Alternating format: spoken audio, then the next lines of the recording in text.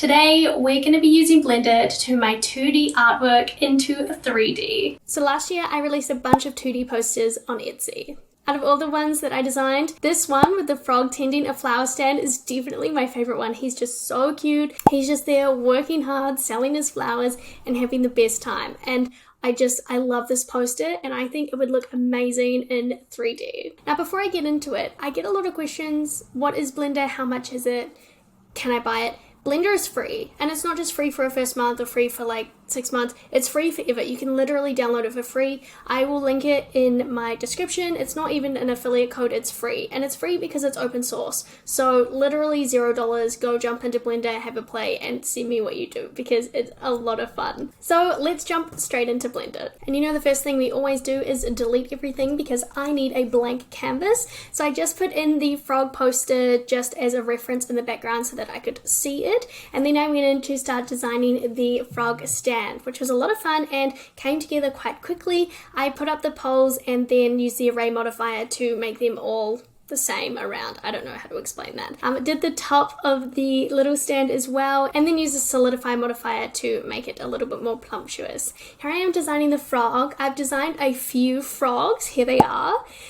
So I wanted to redesign him because I want to get better at designing this character because the frog is definitely my favorite character I think I've designed so far, but so far is a key word there. So I went in, I wanted to have him to have really cute cheeks. They look funny now, but they do end up looking really good, so just hold on to your horse there. I gave him his cute little smile, and he's just, he's so sweet, and also he needed little legs, little arms. I am aware that frogs don't actually look like this, but they look like this to me, so yeah. Then I went in and decided to build him up a stool. There's no stool in the poster, but I thought it made it more realistic if he was sitting on a stool, right? Even though you can't see it, I can see it in my brain. I went in and did the pot plants because they look great. And then I started to work on the leaves. Now, previous videos I've explained that I am trying my best with the plants, and I think I'm getting better at this. I don't know, let me know in the comments if you think I'm getting better at doing all the plants, but I'm trying to get better. It can be a little overwhelming making the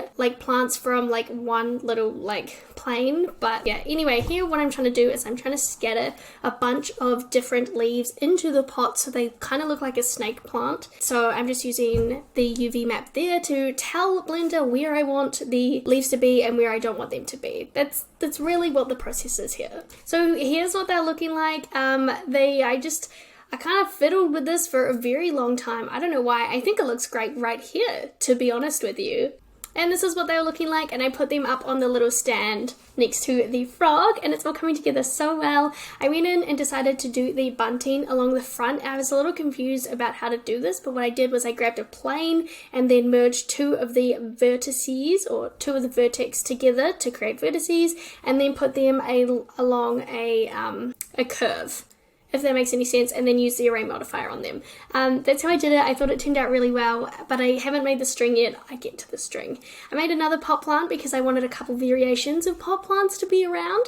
He sells different pot plants. He sells different plants. He's good. And then I made a kind of ferny plant. I kind of wanted it to kind of maybe look like a monstera, but also to be its own unique funky plant. Here I am just making the stem of the plant, just using a cylinder for that, and then I'm just kind of duplicating them around there, but making them all instances of the same object so they all change the same color when I start texturizing anything. I went in and also started to do a different plant.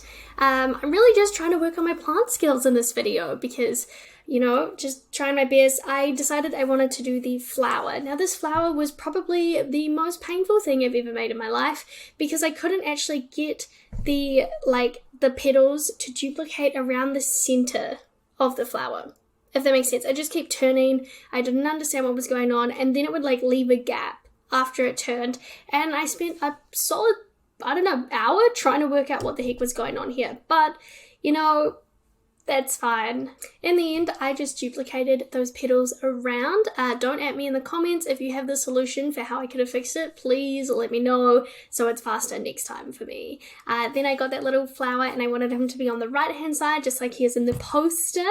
And then I did a little stem for him as well. And then also made him a little pot plant so that he had something to sit in. And it's very cute. And then also I put soil in all of the pots so that it wasn't just empty inside. You know what I mean? And then I duplicated a bunch of little plants around so you can see all of them. Now I'm going in to texturize everything and just getting all that nice like wood look.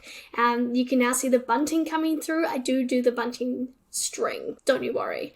And then going in and playing around with all the different colors. This is always my favorite part, is trying to work out like what color should go where and how everything looks. So yeah, and then this frog, as soon as I made him green, he just came to life. I made his eyes with less roughness, so they like so that they would shine a little bit, and they all look very good. And then I went in and just did the backdrop. That's how I always do the backdrop, just because it's easier than just having him on a black wall. I also bought in the frog that we did a few weeks ago with his mouth open from the designing the 3D iOS wallpaper video, just because I thought he'd be cute, you know, just add a little bit more. He's not in the original picture, but that's okay. Here I'm just going in and making the string for the bunting, and I just made that out of a cylinder, and now I'm just playing with all the lighting. And this is what my art is looking like, from it being 2D like this to 3D. I'm going to walk through the design and then I'll show you it all rendered up. So we have the main little frog here with his cheeks. The cheeks look really defined, but they do look very cute when I texture them, don't you worry.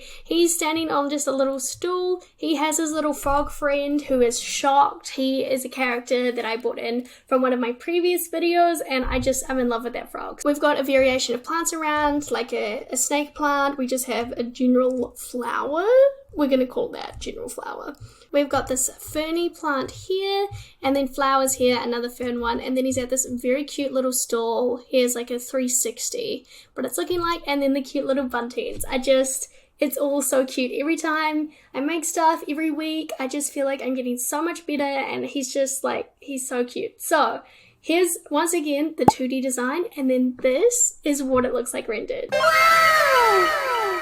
And I can't tell you how in love I am with this 3D design. Like, it came together so well. He's so cute, and just everything about it. So let me know in the comments which you prefer, the 2D design or the 3D design. And if you want me to turn any more of my 2D artwork into 3D, let me know in the comments. I loved making this video. I loved doing these little frogs, and I love creating little characters. So I'm having lots of fun. Thank you so much for watching. I really appreciate it, and I will now see you in the next video.